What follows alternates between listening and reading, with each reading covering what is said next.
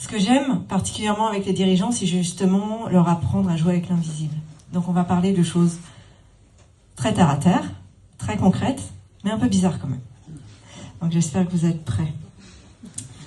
Alors je ne vais pas vous parler du contexte actuel, je pense que tout le monde le connaît. Et je ne me suis pas présentée d'ailleurs, peut-être que ce serait bien que je me représente. Olivier l'a si bien fait, mais je vais quand même en rajouter. Donc effectivement, je suis coach de dirigeants et d'entrepreneurs. En fait, ce que je fais, je parlais avec Michel tout à l'heure, je ne sais pas où il est, qui travaille dans l'énergie. Et bien moi, je travaille dans l'énergie humaine. Je fais de l'optimisation de potentiel humain avec les dirigeants. Parce que, à mes yeux, le plus gros gâchis aujourd'hui, c'est le gâchis d'énergie humaine. Un humain qui est contracté, il ne peut pas se déployer et son énergie n'est pas serviable du coup, puisqu'elle est contractée.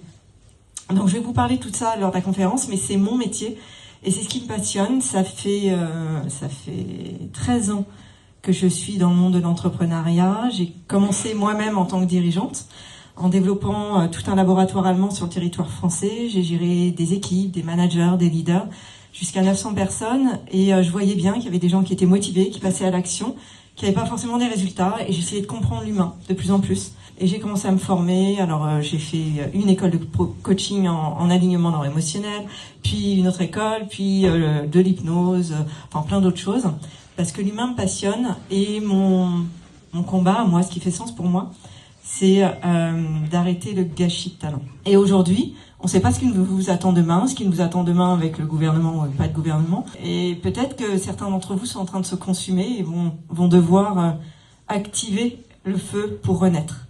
Le feu, pour moi, c'est le cœur, c'est le sens. Donc, un dirigeant qui est connecté au cœur, il est indestructible. Je vais vous expliquer comment on fait ça derrière. Et la deuxième chose, c'est le scarabée. Le scarabée m'a fait penser à Carl Gustav Jung, je pense qu'il y en a beaucoup qui connaissent par ici.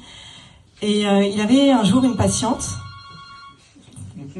Coucou Carl, petit signe.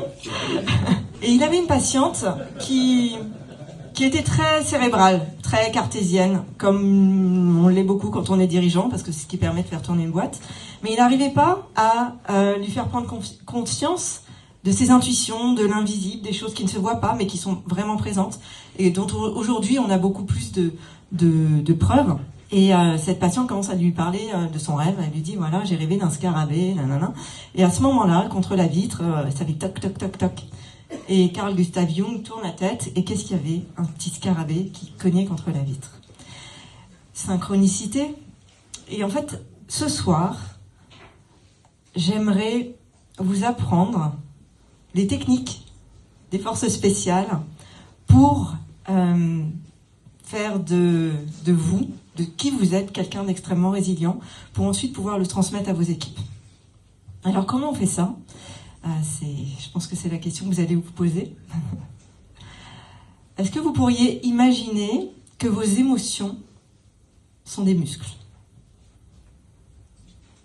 Que vos pensées émettent des ondes électriques et que vos émotions émettent des ondes magnétiques.